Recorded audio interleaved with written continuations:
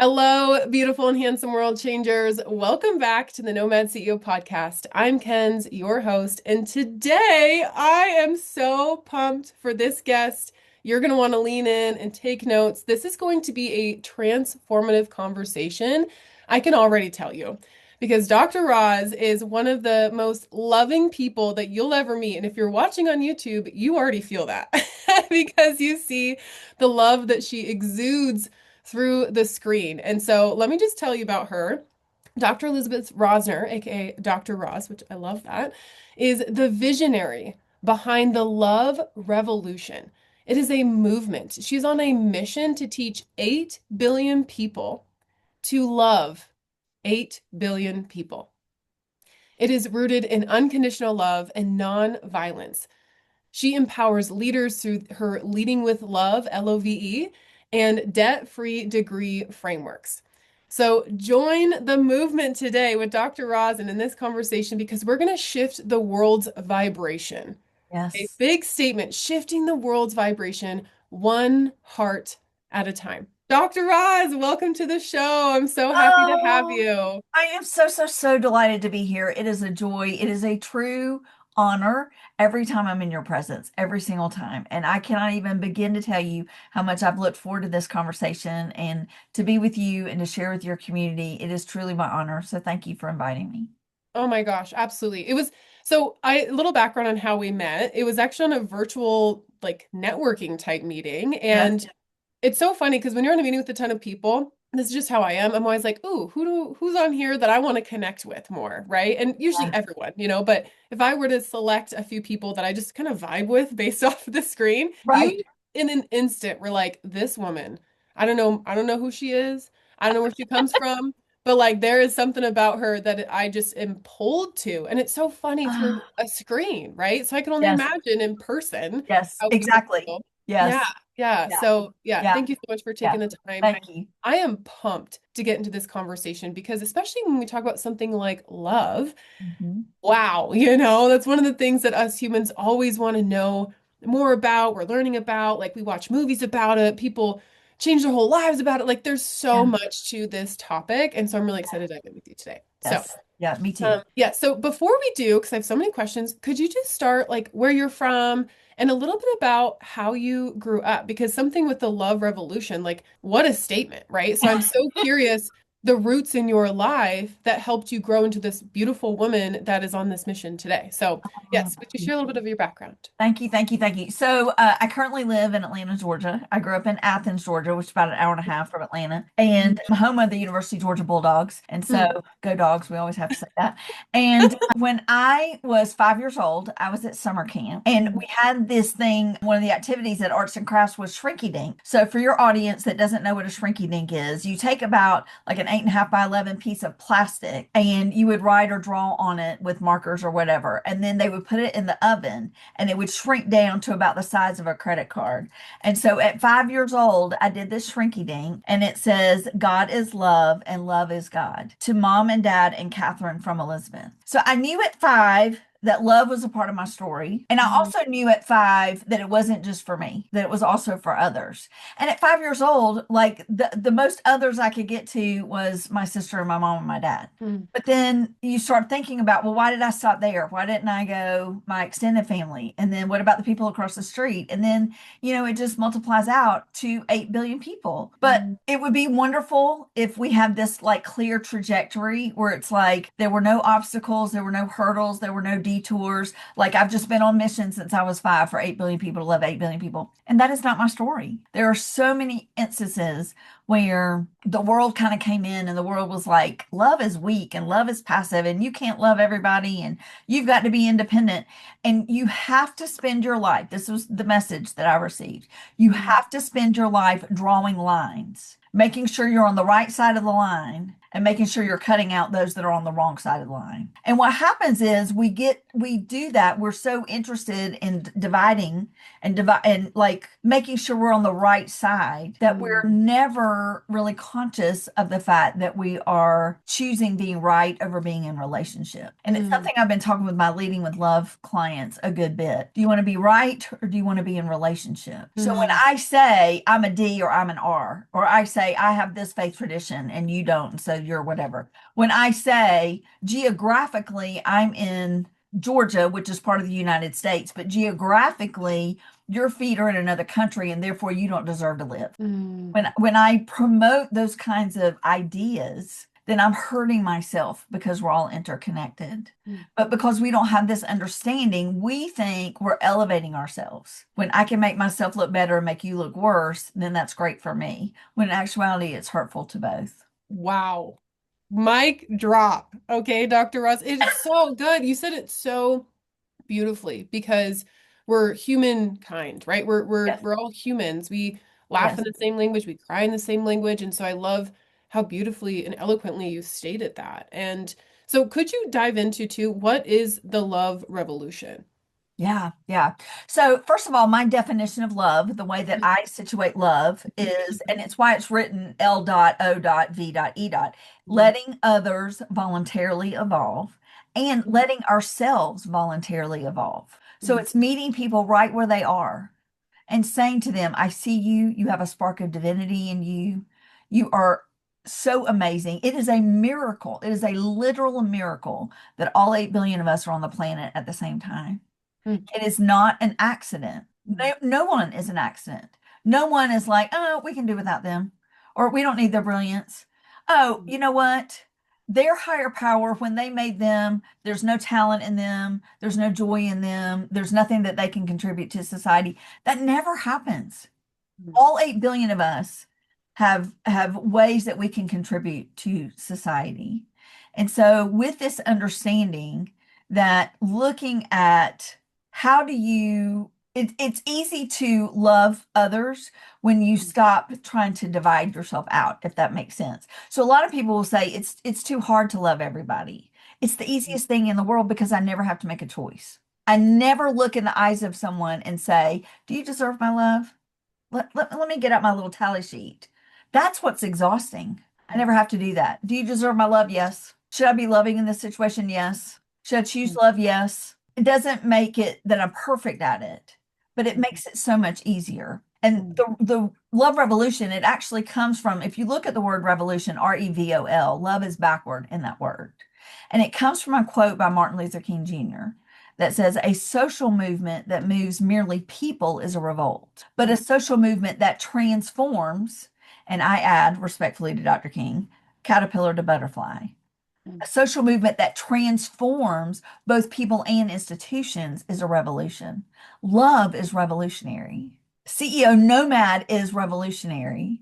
Having the things that you do where you're looking at self-care and like yoga retreats and also some leadership and also some mission trip all in one thing, those are revolutionary, Mackenzie, because you're not siloing. You're not saying, hey, come spend 3 days to learn, business mechanics. Hey, come spend 3 days doing this mission trip. Hey, spend 3 days loving on yourself. What you're saying is we're going to be revolutionary. We're going to say that we're going to look at mind, body, spirit, not just for me, but for those around us too. And it's that power of interconnection. And that's what you do every day. Even in your signature, Mackenzie, you have 3 different things because what you're doing is a little bit 3 different silos, a little bit like Leading with Love and Debt Free Degree, but it falls under the umbrella of Mackenzie. All of my stuff falls under the umbrella of Love Revolution. How do you love yourself well? How do you love others well? This is already such gold. Girl, let's go. I love it. I'm feeling the sparks. This is great. Good, good. Oh man. Okay. This is powerful. So many questions. Could you share I love how you define love. Number one, whoa. And I didn't come up with that. Letting others voluntarily evolve. That's an album. That's a saying. I didn't come up with that. Letting ourselves voluntarily evolve. That was just a play. Let others, let ourselves. That's fine. Yeah. Oh, I love it. Like that's the beauty of humans and connecting too, is that we can, be inspired by each other and build on that. And so, could you share what it looks like to first love yourself and what that looks like in your eyes? Yeah. Loving myself today, and I'm 55, means a lot of what I call unlearning and relearning. Mm. So there's a lot that we learn in our family of origin that maybe, our parents learned, and so they pass it on, and maybe it wasn't even helpful then, but maybe it was helpful then, but it's not helpful now, whatever that is. And so a lot of it is examining what works for me and what isn't, and how can I love myself. So one of the things is, and I mean this so kindly and sincerely, God gave me the kind of brain that when information comes in, if it doesn't fit this narrative that I already have going, then I really question, well, wait a minute, why is that the case? Mm. And I'm grateful for this power to be self-analytical, to love myself enough, to be confident in myself enough to say, you know what, that doesn't work for me anymore. And I have a client who has been, as part of her, she's an entrepreneur, and as part of her entrepreneurial journey, she's been a part of this organization, and she's on the leadership team for that organization. And that organization has really fed her business.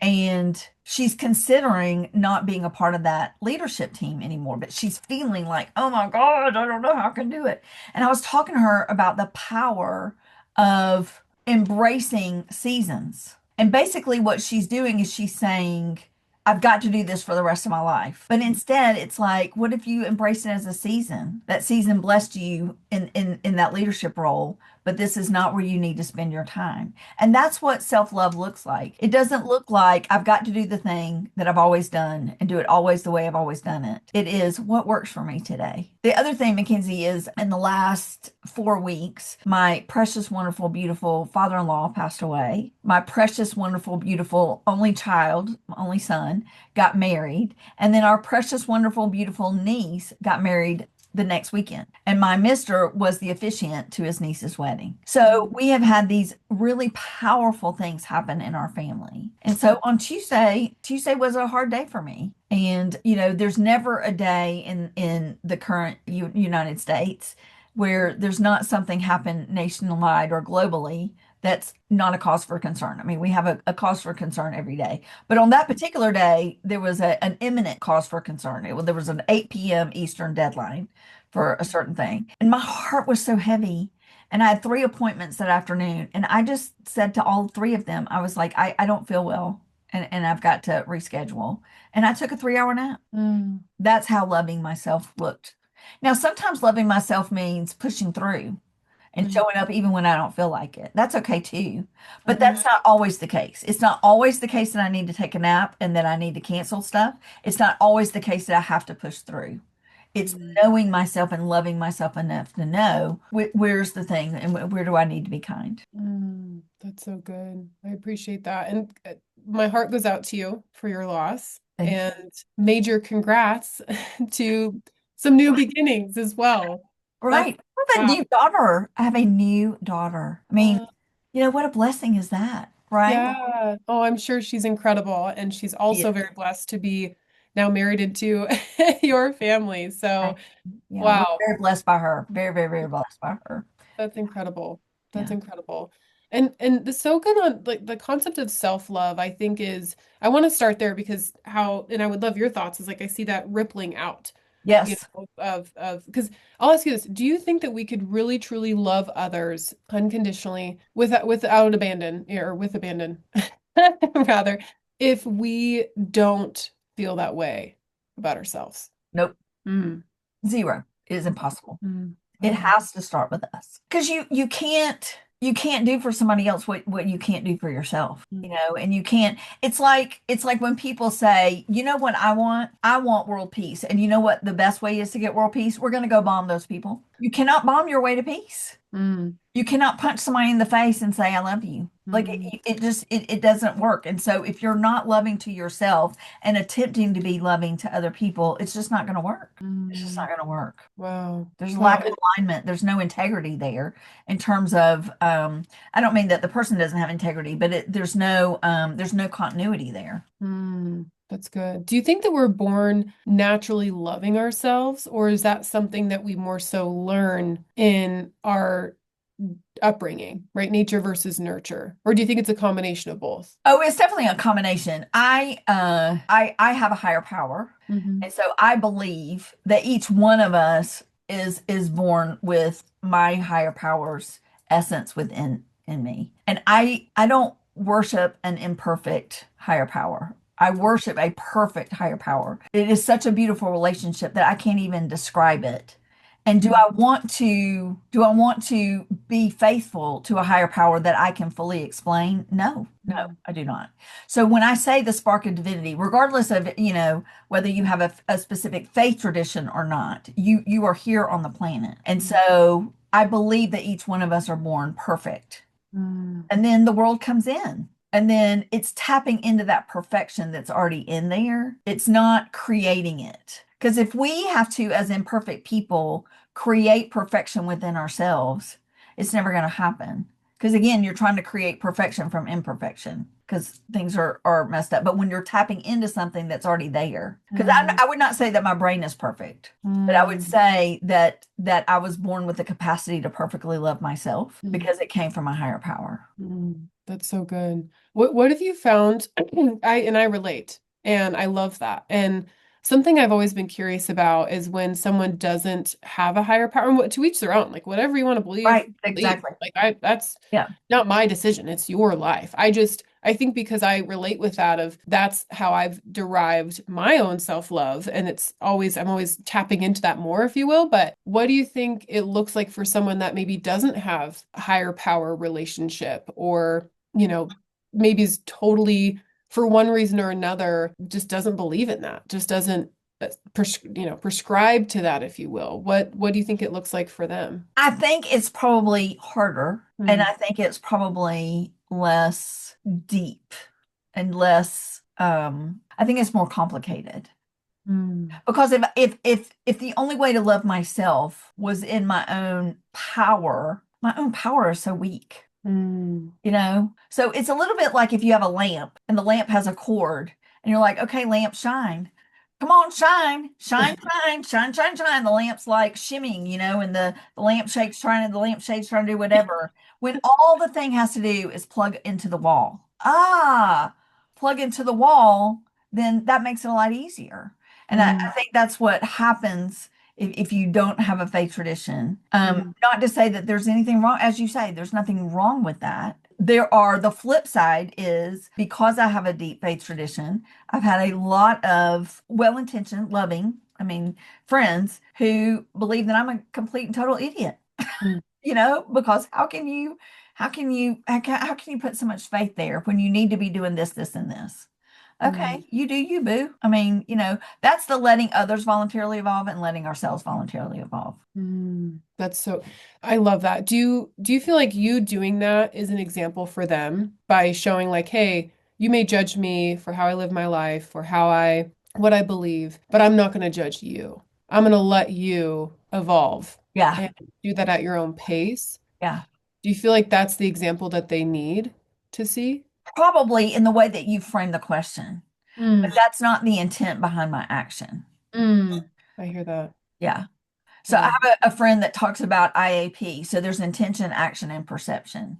Mm. So I have an intention and then I perform an action. And then if it's somebody I'm particularly, wanting to be in relationship with, then I need to be concerned about the perception. So, I'm thinking about like with my mister, Mm.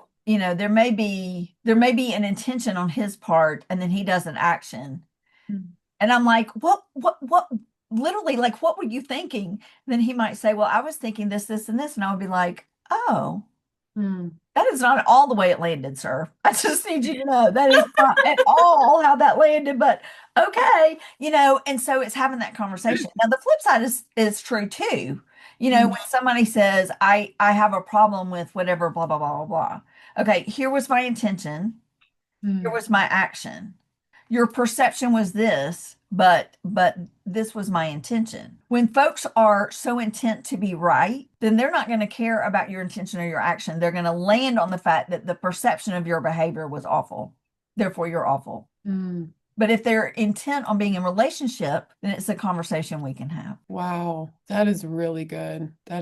You've articulated what I have been working at articulating myself. I love the IAP because to that point, it's like I'm not doing this in a transactional way of like, so that you, Right, rather, right. would you say that you're doing it because that's just simply who you are? Who I am. Exactly, exactly, exactly. So I have, everybody has their metrics of success. Mm-hmm. And I'm an entrepreneur. Many, many, many, many entrepreneurs have as their sole metric of success how many pennies are in their checking account. Mm, That's okay. But my metrics of success, and I keep them here so I can remember, are these. It's obedience, love, and connection. So, mm, am I being obedient to my higher power? Do I love myself well? Do I love others well? Did I connect to others? Do I connect others with others? mm, Every single day, those are my metrics of success. And for me, that's a great thing and a hard thing sometimes because sometimes it's just so much easier to make money mm, than to connect with others, you know? mm, And our world, particularly our where we are in the US, is so intent and focused on making money, not always intent on making these connections. You know, when we have policies that we say, you know what, I would never want my kids to be hungry. I would never want my kids to not have adequate schools or books. mm, But I'm okay with other people's kids being hungry and not having what they need and mm, not having good daycare. I'm okay with that because it's not impacting me. Versus if somebody's hungry, we're all hungry. If somebody is in substandard housing, then we're all in substandard housing. Like the quicker we realize that, the better off we're going to be. But we're so intent on these metrics of success that really aren't successful. mm. Wow, so many questions here. One is on, establishing that we can't love others more than we love ourselves. What does it look like, in your opinion, when you see that someone doesn't love themselves, but you love them and you want them to know that love, and you see them, maybe making choices that are dishonoring of themselves? What does it look like when you let them evolve voluntarily and yet also, not dimming down your love for them? Yeah. What Yeah. could that look like? Yeah, yeah. Where I get the most questions asked about this in terms of my leading with love clients is basically how do I balance that between being loving and being judging, you Mm, know? And so one of the things, and this recently happened, I have a really good friend who her son is probably about to get engaged. mm, And she knew that I had just, walked that road. So she called me and she said, I think that's what she and her son had a scheduled time that they were going to chat. She said, I think that's what he's going to tell me is that he's going to ask blah, blah to marry him. And she said, do you have any advice? And I said, well, is he inviting you to be on the selection committee or the welcoming committee? mm, And she goes, oh, the welcoming committee. And I said, great. That's so easy. You just welcome her. mm, Delightful. So easy. And then we had a conversation and she was like, and I remember when he said he was concerned about this, this, and this. And of course, I can bring those back up, just to reiterate, blah, blah, blah. I was like, those sound an awful lot like selection committee questions. mm, She goes, oh. So have you been invited in? Now it's very different with a parent-child relationship. For me, I had this, what some may say arbitrary, but I had this arbitrary figure of 18 years in my mm, head. And I was kind of like, you know what? He's mine under my guidance for 18 years. mm, And I'm going to do everything I can in those 18 years. And I think I did an okay job. He's a great human. mm, Really, he's someone that God put in my life and let hang out with me, and God just kept raising him because the number of mistakes, Mackenzie, that I made with him is exorbitant. I mean, mm, the number of things that I wish I could go back on, all the things. However, at 18, I was like, you do you. You can. And mm, there was a little bit during college where I had kind of forgotten that and I was still, being the mama and I was still being that. And I was like, but I mean, and so it wasn't a perfect system, but 1000% today, he is his own person. And mm, 1000% I am on the welcoming committee for whatever he does. mm, And he just to protect him, so I'm not going to share what happened, but there was I had given him a family heirloom and he lost it. And he lost it through no fault of his own. Mm. He was really so upset to tell me that he lost it. And when we finally had the conversation, because I was kind of inquiring about this heirloom, during the wedding, I could just see like and it was like when he was a little kid and he had done something wrong and he didn't want to tell me. But I couldn't figure out like like, do you not want to use it? Do you not want to? And I didn't realize that it was no longer in his possession. And he goes, okay, sit down. Just hands like this. I was like, okay, this is gonna be, I don't know. And so I sat down and I'm thinking, what is he gonna say? And he goes, and he meanders around, and he finally says, he's not in possession of this anymore. And I go, well, I guess you weren't meant to have it. Mm. And he goes, what? I said, you had it for the exact amount of time you were meant to have it. Mm. And he goes, are you not upset with me? I said, I would be upset with you if you sold it. I would be upset with you if you, left it outside with a big bright light. Hey, come take me. Mm. It is no longer in your possession. That has nothing to do with you. And it's okay. Mm. It's okay. And so however much we can convey to the people that they've got everything within them that they need to make the exact right choices. Because I have a higher power and I know how I've made some choices that I regret, but were redeemed. And so I have faith that in those people that are making those decisions and those choices that I currently do not think are appropriate, then God will redeem them. And also, half the time, I don't even know what's right for me. So how can I know what's right for them? Oof. And also, there are people that are like, oh, well, if they do blah, blah, blah, there are things that happen and you're just like, oh my gosh, that's the worst thing ever. But how many times is from the worst thing ever the best thing? What about all those people that were, in these trial by fire, but that becomes their testimony. That becomes part of their ministry. That becomes, these, like you do these mission trips. Mm-hmm. How many people are out, doing mission trips for kids because as a child, somebody did something kind for them. Mm-hmm. Yeah. Wow, that is so good. Thank you for sharing those stories. It's really beautiful to hear how you apply these principles and true love and unconditional love in your own life circumstances, especially, dynamics that maybe people listening can relate, right? Of someone lost something that was important to them, and it could be easy to create a story of that's not serving of them versus how you interpreted that story. Let alone you can tell in his demeanor and how he like wanted to tell you how much he knew it meant to you and how much you Yeah. mean to him, Yeah. not wanting to, cause any disruption or Right. anything Right. unpleasant emotionally. So I am curious, Dr. Roz, to hear from you more on, and we've talked about this a little bit, but what you see as the biggest barriers to loving ourselves and loving others. There are a couple. Number one is this whole, are you going to be right? Or are you going to be in relationship? Mm. Because as a culture, we're taught that you have to be right all the time. Mm-hmm. And I think that's really harmful. I think from the very, very, very young age, we're taught the myth of independence, Mm.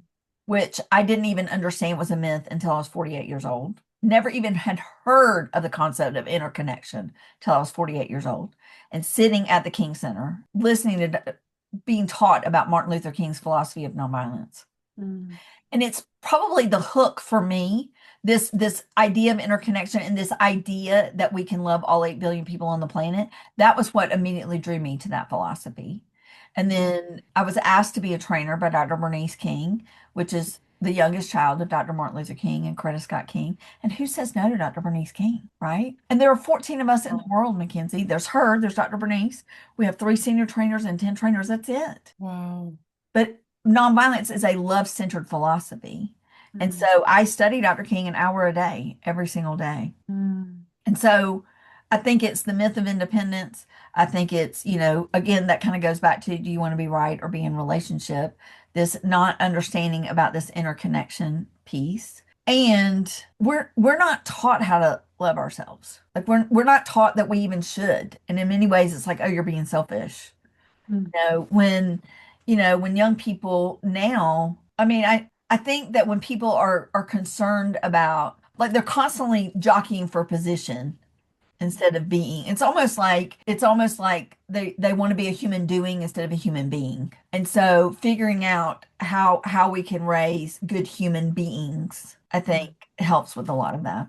Mm, well said. Well said. And I have to ask, because what an honor to be, involved with Dr. Martin Luther King's Yeah. legacy, Yes. and I remember when you mentioned that to me, I was like, it's like, whoa, what a shock. And yet it's not a surprise at all with you because of who you are and how you live. And so, and studying him, an hour a day, I'm so curious, what are some things that you've learned in studying him and being a part of his organization as an ambassador that you wish most people either would know or maybe how they would be different if they knew this that's maybe deeper on It's the that topic. love piece, it's that interconnection piece. Mm, It's truly figuring out. And so, when we talk about you can't bomb your way to peace, mhm, in nonviolence, we talk about means and ends. And so the ends have to be in the means. And so one of the examples that I use is when my mom was little, her mother, she would get in trouble and her mother would say, go out and pick your switch. And you better not pick a weak switch. She had to go out and pick one that her mother could spank her with that, mm, wasn't too weak, so it wouldn't hurt too bad. And mm, so my mother spanked me with a wooden spoon. And mm, so then when Alexander was little, I spanked him with a wooden spoon. Now I knew enough Mackenzie not to spank him in front of his friends. And so mm, there was a day he was on the playground and he threw sand at another little boy. And so I took him behind this tree and I spanked him with my hand that time. But I said, you do not throw sand at other people. And I spanked him. mm, So essentially, what I did, Mackenzie, is I inflicted violence on my child to teach him that we don't inflict violence on other people. mm. But it was just a learned behavior. Oh yeah, absolutely.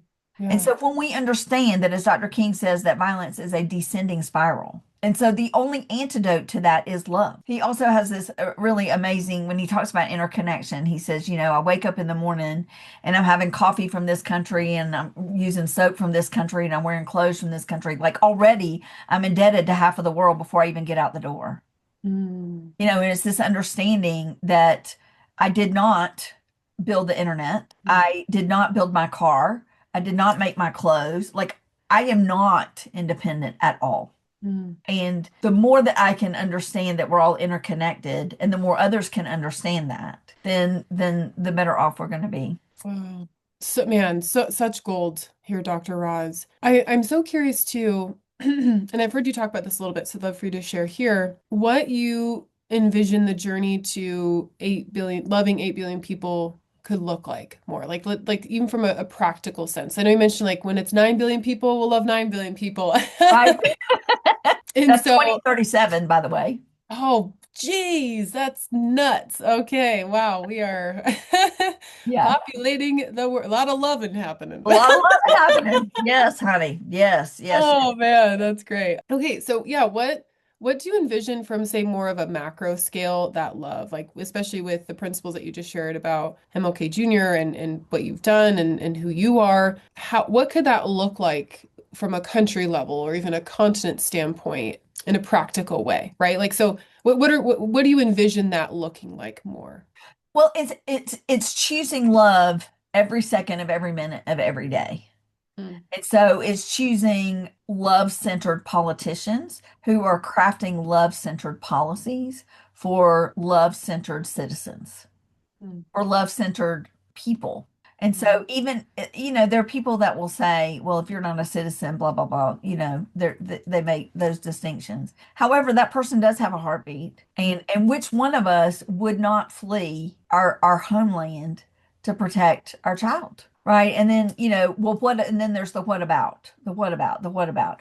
The people who are answering what about, that is a very clear sign that they just want to be right. mm, And mm, then in my mind, I go, thank you for telling me who you are. mm, Because then there's no point to mm, argue, and they think they won because they're right. Well, that's okay. That's fine.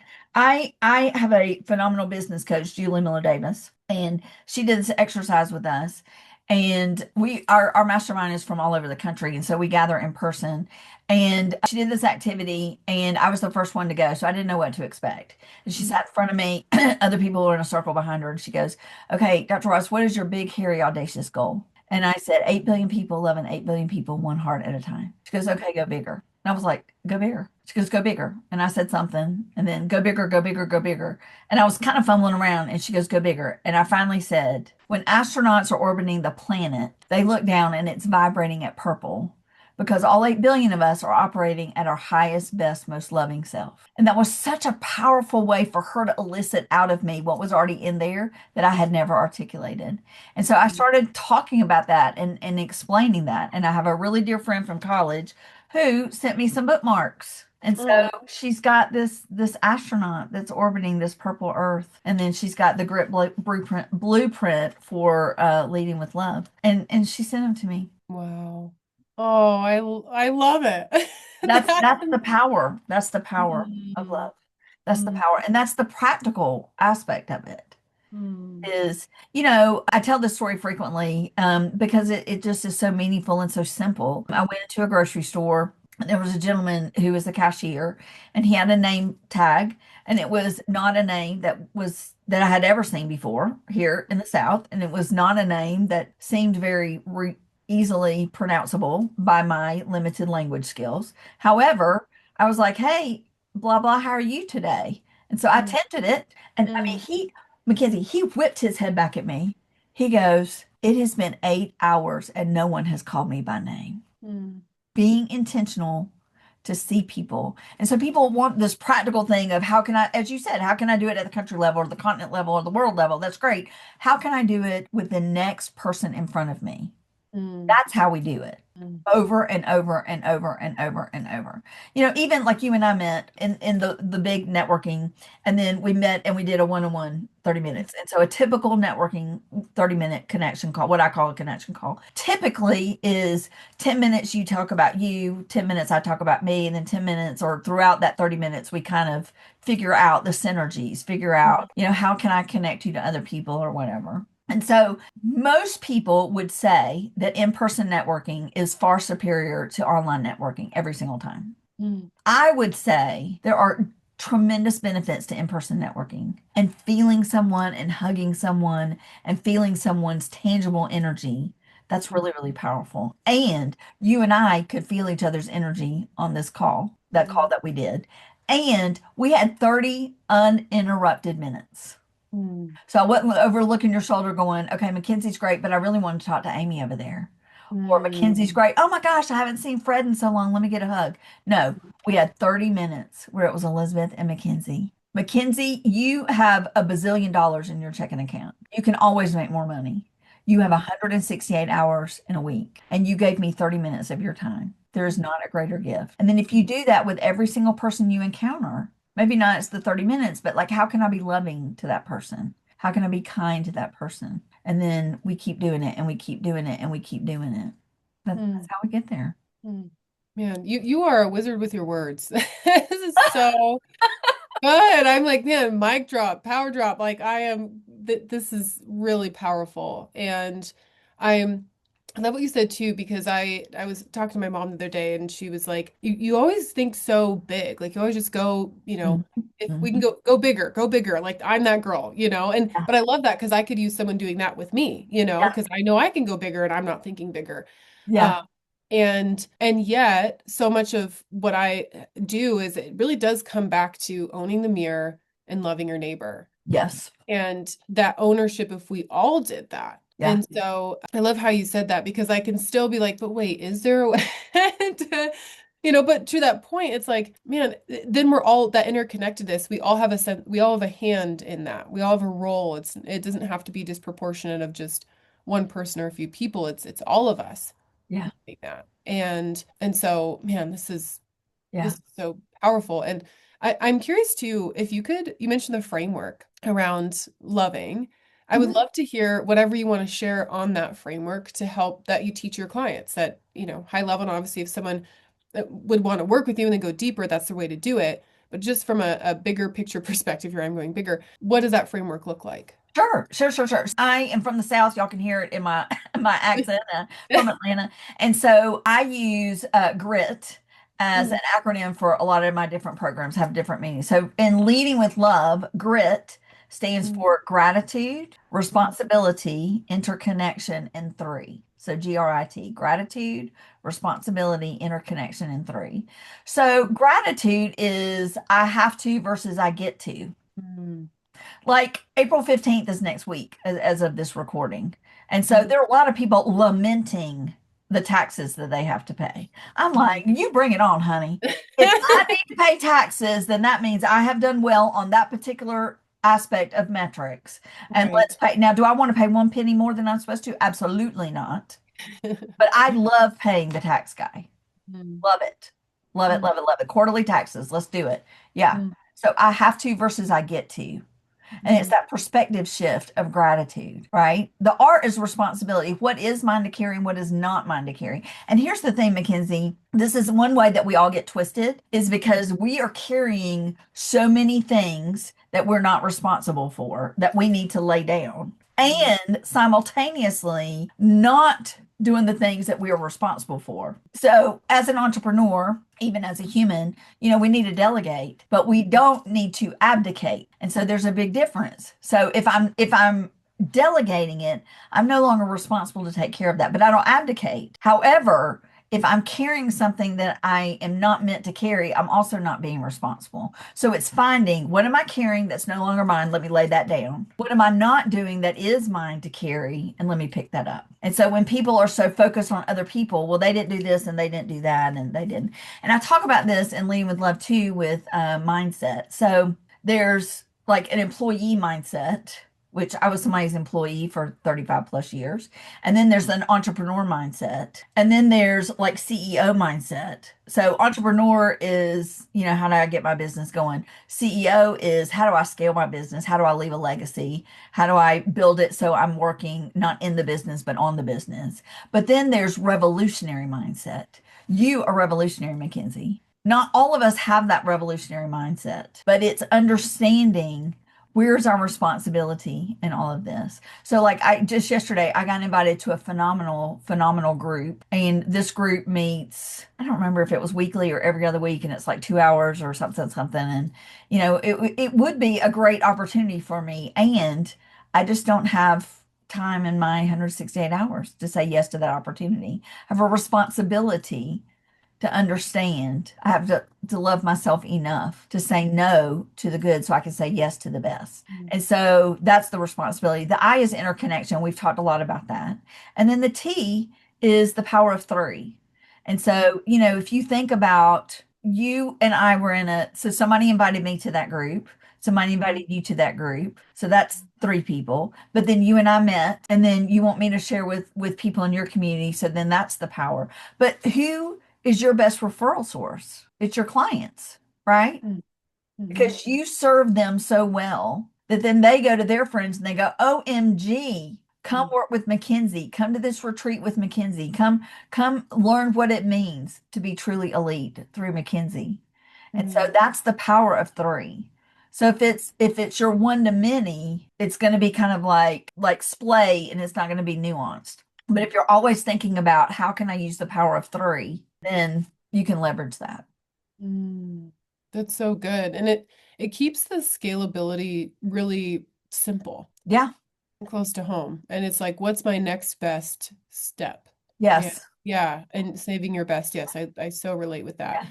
I so relate with the saying no to opportunities. Two times this week, I've been like, I would love to go to this place I was invited to, this event, Yeah. XYZ. And it just didn't align. And it was Yeah. old me would have like forced it in and then just Yes. more drained. And I'm like, I just can't. I have to be okay Yeah. Yeah. continually Yeah. and with not doing it all. Yeah. And and just knowing it's a good sign that obviously I'm doing something to have more possibilities available, but picking the Yeah. best ones I think is a form of, yeah, self-love. Yeah. And so I love that. Twice this week I got emails that asked me to speak. Mm, And well, and they came in at the same time. So like because it was while I was out of town. So I was going through my emails and I saw these 2. And of course in my mind, and they're both online. So of mm, course in my mind I was like, well, of course I'm going to do both of them. I mean, that was like as I'm reading them, and then it's just not a heck yes in my mm, spirit. So then I prayed about it, and my higher power asked me to turn down both. I was like, now this one, because we have blah blah going on, and I could reschedule this and whatever. I could, nope. I'm asking you to say no to that. This one, that seems like exactly the kind of opportunity that I would want. My higher power was like, say no. I said, okay. Mm. Okay. So I'm grateful for that obedience. I'm grateful for that connection. Yeah. Well, I'm so glad you said yes to this. Honey, that was a hell yes. It was not just it was like the minute you invited me, I was like, oh my gosh, yes, yes, yes, yes, yes. Yeah.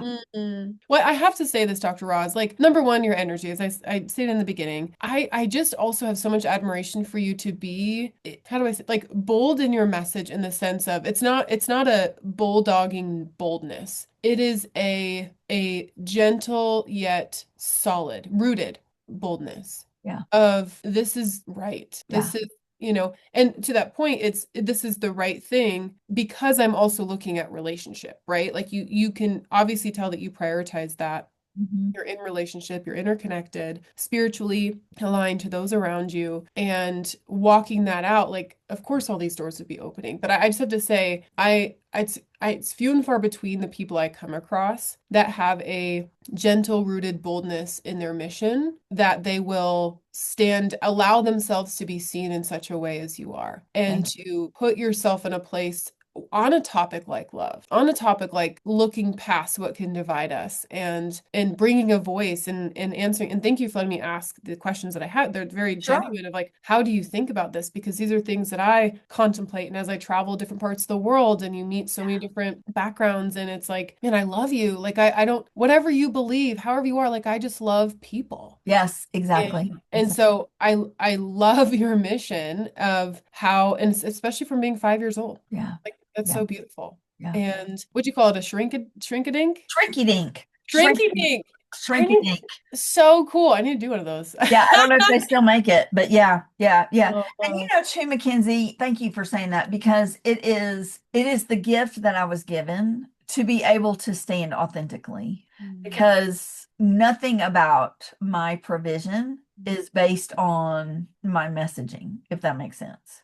So mhm. I think there are a lot of people who are unable to be as bold as they would like to be because they think it's going to impact them financially. Mm, mm. And so that's where the letting others voluntarily evolve comes in because I do want to recognize that. If I was out having to hustle and sell, Mm. I would not have the opportunity to be as bold as I am. I hear, I mean, just a purity of motive. Mm-hmm. It's not like, yes, love is like a boomerang, and when you give it out, it does come back to you, but you have to have something to give it out, as we've discussed. But to that point, I think that's also something in the world that we see is like, an ulterior motive that for some people at sometimes, and I've certainly been guilty, not intentionally, but like, oh wow, yeah, when there's money involved, like when I've been in sales, I have to, my continual prayer is, God, get my heart right and have your way with me. And Mm-hmm. that's what he talks about. Above all else, protect your heart because it guides the course of your life.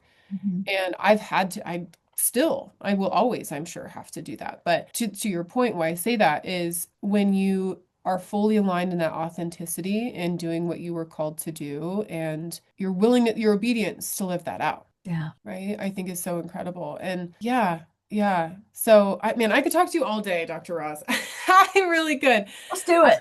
Yeah, let's just keep on going, team. Buckle up if you're driving around, keep driving. If you're at the gym, don't stop, baby. We're still going. Oh, I love it. Okay, so could you share more? Something that we haven't touched on yet, but something that you do is teach people how to get a debt-free degree Yeah.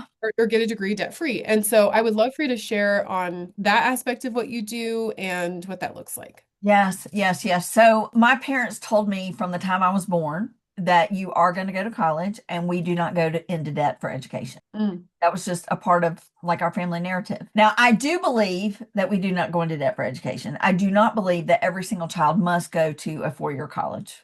mm, I do believe that everybody needs some type of training, something post high school diploma. So whether that's a technical certificate or on the job training or military or, internship that or apprenticeship, whatever it is, I believe that all of us we need some kind of training post high school. So, I, got my bachelor's degree, not because my parents wrote a full check for all of our tuition. I mean, paid, I have the grit blueprint for that. And it's, a little bit the students are, the student input and then the family or friends, the people you're familiar with. And then it's OPM, which is other people's money. And that's what we're, what we want to tap into. And so I went to college as a combination of that. And then I got my master's completely debt free and then got my PhD completely debt free. The only $1,000 I ever took, so I've earned 3 degrees completely debt free. The only $1,000 in student loans I took was, again, I went to college in Georgia. And the scholarship that I had, the grant that I had that paid for fall, winter, and spring, because that's how old I am, quarters, did not pay for summer quarter. And I didn't know that. And so I had like 2 weeks and they said, you owe $1,000. So I go to financial aid. And I put it in air quotes because financial aid is not there to aid the student to a debt-free degree. Financial aid is there to aid students to have access to funds so they can pay for the school, which is 2 different things. And so I said, hey, I need a scholarship for $1,000. Can you help me apply? Because I need this for summer quarter in 2 weeks. And she said, we don't have any scholarships, but why don't you just take this loan paper and fill it out and just figure out how to pay it off later? So that's what I did. Even though it was ingrained in my head, we do not go into debt for education. I took that $1,000 because I was between a rock and a hard place. And so that's what we have done to our young people. 37% of all students who owe student loan debt owe 6 figures. 6 figures. 37%. There are many, many, many schools, not just one, there are many schools that the cost of attendance per year is over $90,000. I have not seen one that's 6 figures for a year, but I have seen several in the 90s for cost of attendance. Even state schools. So I do this when I'm doing my webinar, I did a random generator. So I put all 50 states in a random generator, spun it, pulled one of the states, went to that state's flagship institution and added up from their fees, tuition, books, fees, room and board. And it was $12,500. So that's $25,000 a year. So it's $100,000 for 8 semesters. Wow. And then if you decide, oh, well, I don't want that degree, I want something else, or I don't want that major or whatever. I talked to somebody recently.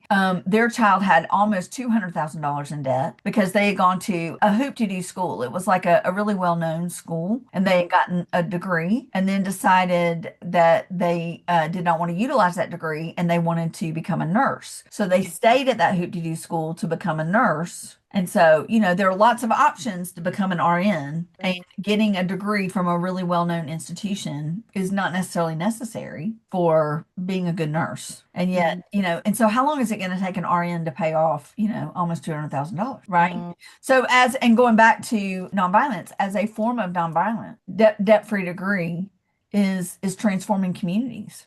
So if you can get all communities to go in and say, we don't want to go into debt for education. So what does that mean for the community in terms of expendable income, in terms of opportunities for service, in terms of opportunities to help with nonprofits and, all of those kinds of things, in terms of entrepreneurship, because there's so many students that are taking jobs that they don't really want, that are actually maybe even lower paying, but because they're steady, they're staying there rather than using their gifts of entrepreneurship.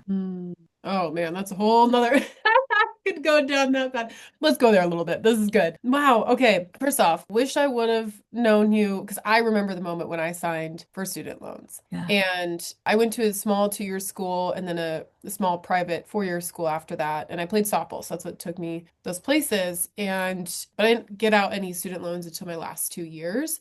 And I gotten out student loans to also live on, but then I worked through school, but I only worked to travel. So I could have paid for my living, but in my brain at the time, it was just a way that I could travel overseas on summers and breaks and stuff. So, but I look back on that and I'm like, that doesn't make any sense. Like that is not logical. Like what was I doing? But at the same time, it's like, everyone around me was doing that. That was normal. It was weird when I didn't have debt for school. And then when I got into it, it was like, oh, so just the cultural aspect of it, right? But I did not know that. Fortunately, I'm not anywhere close to, or I didn't get anywhere close to the 6 figures in student loan debt because I know some people, I didn't know it's that high. That is so high. Mhm. And so few jobs actually even pay six figures a year, let alone, like that's, oh man, that's blowing Right. my mind. But I'm curious on, you mentioned, yeah, the crossover with love and being debt free Mhm. and how, because we talked about earlier, like you don't have the drive of like I have to, money's now twisting how I'm approaching things. I can just be pure in love. So how does being debt free, at least when it comes to someone's degree and maybe the rest of their life, in your opinion, allow them to love more? How is that loving? Like what's the interconnection between the two? Yeah, that is such an amazing question. It really at its root is love yourself enough Mm. to say no to student loans and yes to financial freedom. So it really is about a self-love. It really is a love-centered way to think about your finances. Now, a lot of people will say that Elizabeth says you have to be debt-free. That's not what I say. Mm. I am really focused on debt-free degree. I'm really focused on not accepting student loans. And Mm. so I'm not a financial planner. And so, I want to make all those caveats that I'm not, I'm not directing somebody's finances. There's a lot of great debt out there. Mm. There's also $46 billion in grants and scholarships out there that I'm not aware that there's that much money out there to help me buy a house or help me buy a car. But there's Mm. that much money out there in addition to all the tips, tricks, and tools to go completely debt free. But here's Mm. the thing, Mackenzie. So this is what I hear all the time. And I don't have an answer to this. I'm just going to tell you this is my experience in the 21 years I've been talking about debt-free degree. Mm. People will choose what's easy and expedient 99% of the time. It's a Mm. really rare student that will choose a debt-free degree. And I have a debt-free degree club curriculum. I have clubs, set up. And in one of the clubs, the mom started it, and then she went to the school and said, to her teacher friend, will you be the faculty advisor for this? So the mom has two kids at that school. The teacher has one kid at that school. None of those three kids attend the Debt Free Degree Club. Now, I don't know about the teacher because I don't know the teacher that well, but I know my friend and her kids. Her kids are going to earn debt free degrees because that's just kind of her mindset. And so I think that they're going to earn debt free degrees. There's a massive disconnect between people like you, Mackenzie, who are looking back saying, I wish I knew you then, and the Mm. people who do have the opportunity to know me now and continue to say no. Mm. And I don't know what the answer to that is, other than this human algorithm that you talked about of everybody just says, take the loans and figure out how to pay it off later. How Mhm. unusual it was for you to not have student loan debt at one time. And Mm. then you got student loan debt, and then you were a sense of belonging almost in a crazy Yeah. way. Yeah. It was like a bonding over our over a poor choice. You Yeah, know? yeah, And that's my opinion now. It's just like I am so grateful for my degree. I studied health sciences. I do use that in my profession, fortunately. But at the same time, I've learned more outside of that. And I believe in education. I'm a lifelong learner, and there's some amazing schools out there. Like I have so much respect for. So I'm not black and white, all or nothing on that. It's just right, right, again, you look at the common denominator, and so many right, people don't have the like. Just look at the results, and right, I feel like that shows where's the system faulty, right, and right, what on earth is costing 90 grand a year? Because I know most professors aren't actually making that, right, and right, right, let alone like I right. don't know. So it's just kind of a I to talked me. to somebody, this has been probably 4 or 5 years ago, so it's been a while. But she was talking about her brother, and he loved his job. Like he was the happiest little lark in his job, just absolutely loved it. He taught English at a community college. So he's got his Mm. PhD in English, absolutely loves, loves, loves teaching English. He made at that time about 40 a year, 45 a year, and he had over $100,000 or whatever in student loan debt. And he Mm. still lived at home with their parents. And he would live at home with their parents for the rest of his life because at 40 a year, he was never going to pay off those student loans. So again, Wow. loves his job. Mm. But Mm. in his mind, to get a PhD, that's what he needed to do. Mm. And so, and the flip side is true too. I have a good friend who's a dean. And several years ago, we were talking about debt-free degree, and I was saying that there are 37 schools, 37 states, that if you work for their states, their system of higher education, you get free tuition and fees, and Georgia is one of them. So that's Mm. how I got my PhD for free. I was already working in higher ed in Georgia. And so Mm. as an employee of the Georgia system, I could get free tuition and fees at any other in-state institution. And she goes, no, no, no, no, student workers, they don't get free tuition and fees. I said, I know. I don't mean student workers. I mean students that don't yet have a bachelor's degree, but they're working on the landscaping crew, or they're working in the cafeteria, or, all these different places where we need full-time people that don't yet require a bachelor's degree. But as a full-time employee, they get free tuition and fees. And her immediate response, Mackenzie, immediately came out of her mouth was, but that would throw off our graduation rate.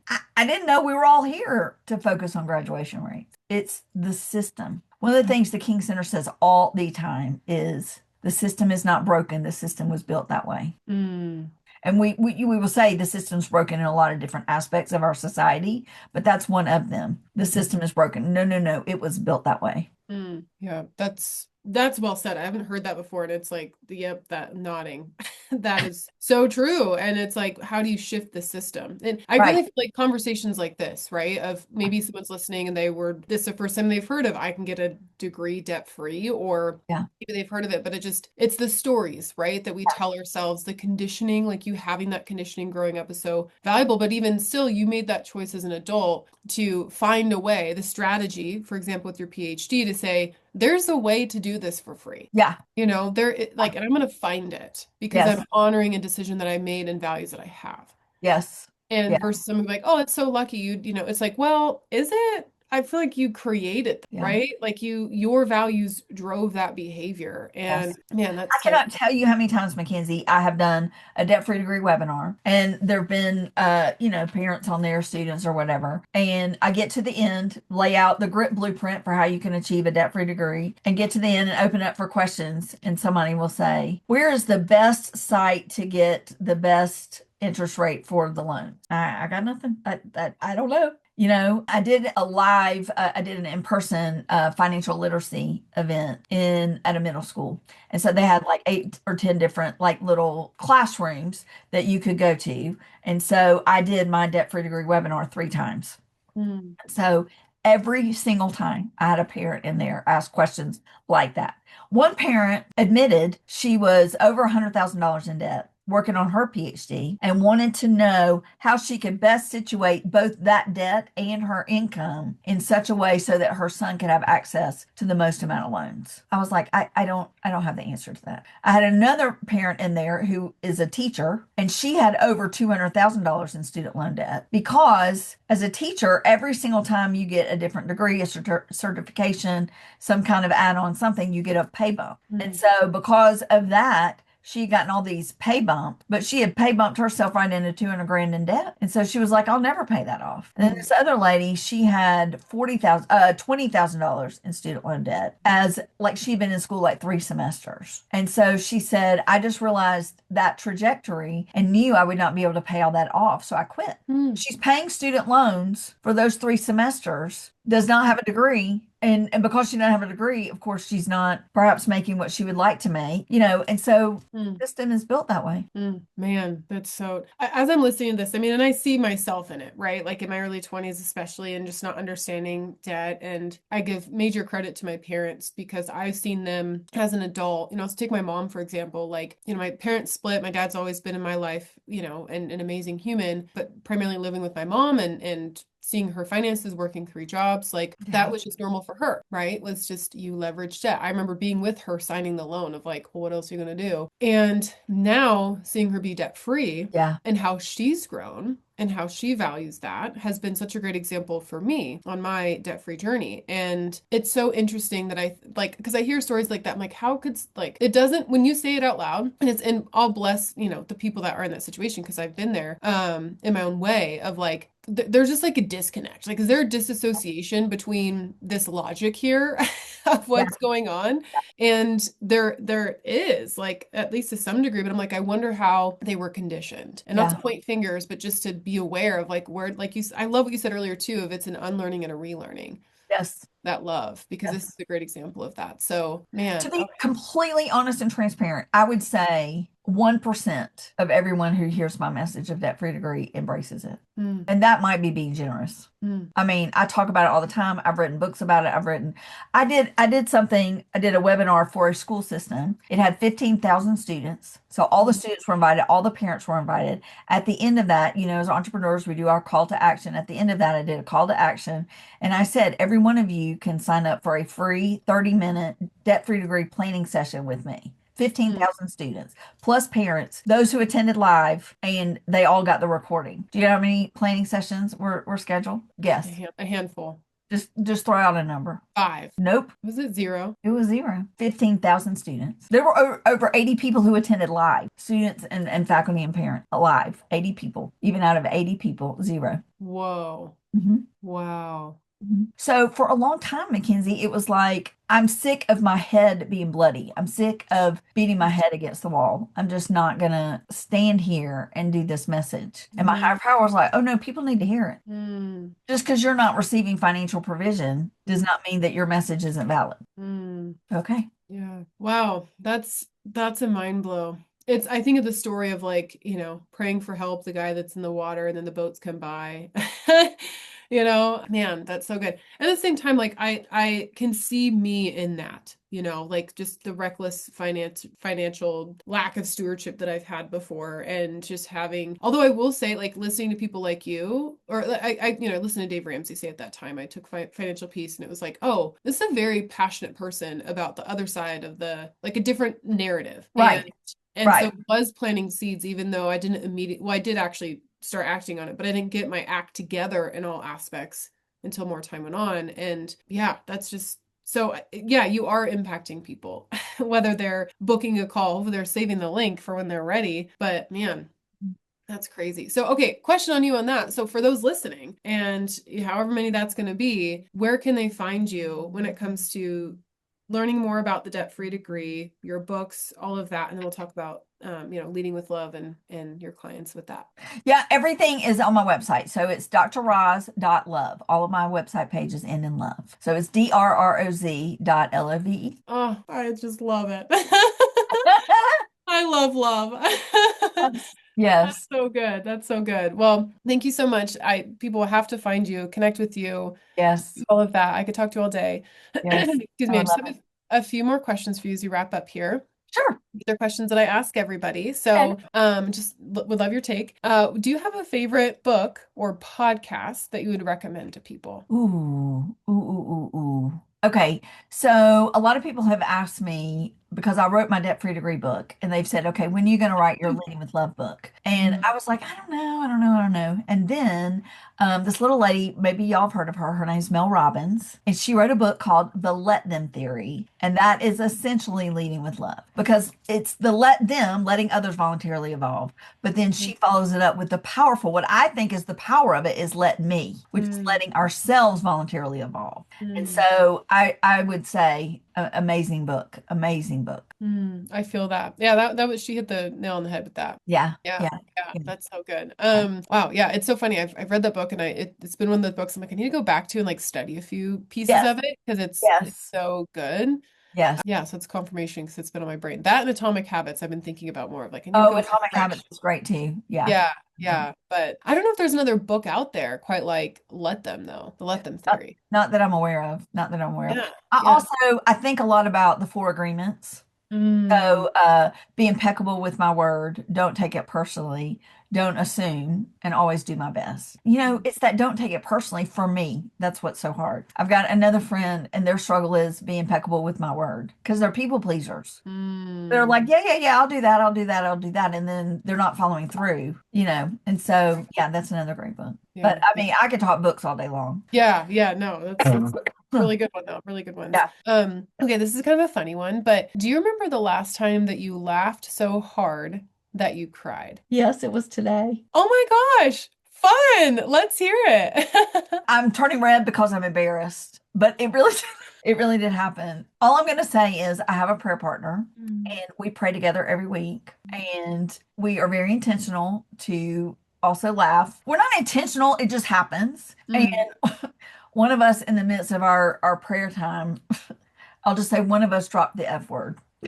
And they just It just made us both. And so I'm not gonna own whether it was me or her. Or yeah, but yeah, we laughed till we cried. I mean, it just laughter until we cried. I mean, just such a beautiful. But I probably do that, if not every day. I laugh a lot. I Hmm. do. I do. Yeah. Oh, that's so good. That's funny. Yeah. Yeah. It's just Dear like, Lord. yeah, yeah. God was like, okay. Yeah. Might All not have right. said that way, but okay. So yeah. That's hilarious. I love that. I laugh a lot as well, and I'm like, why don't I laugh till I cry more? That's something I'm like, I just want more of that in my life. Yeah. So I think I know why. I think I hold on to things. I just need to like get out of my head and just like flow more? Yeah. Anyways, okay, if you had a song that was a soundtrack of your life, what would the song be? So, people have asked this. So, number one, I don't really listen to music. I like music fine, and as a kid, I love music. But if I have anything in my ears, it's an audible book or a podcast. Mm. I really don't listen to music very much. But people will ask, "What is your walk-on song?"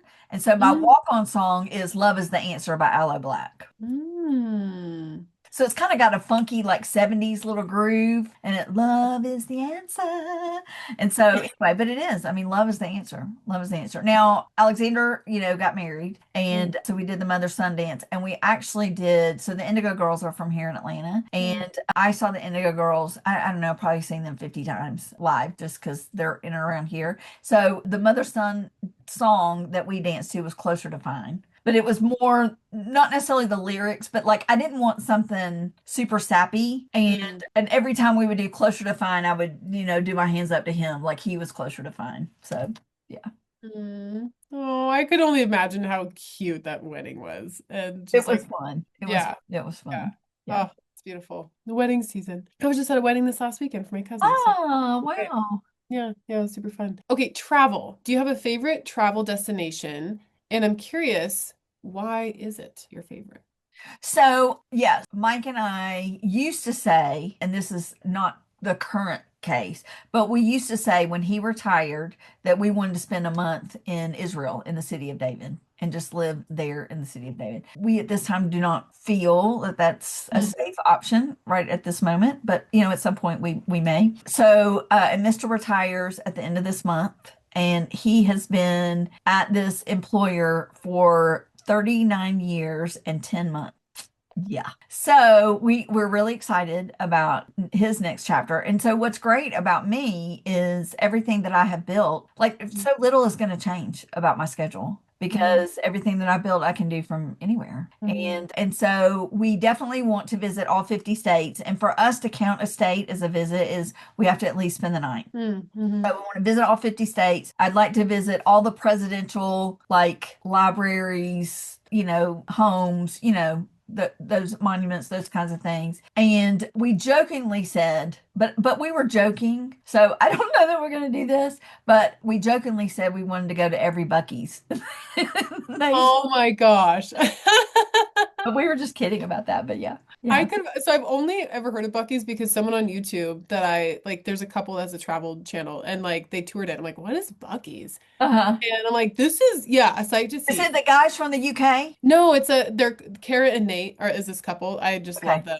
I feel like her and Okay. I are like the same person sometimes. So, Okay. but they've been to over 100 countries. I've watched them for years. It's funny, but Okay. yeah. Well, there are I these two guys from the UK that come to the South, and I mean they are hilarious because it's oh. like, what is this? And but yeah, Bucky's it is a whole experience, honey. So we went to Bucky's on Friday Mm. last week. So it was the Friday before Easter. So it was during spring break for a lot of people, but it was also the beginning of spring break for a lot of other people.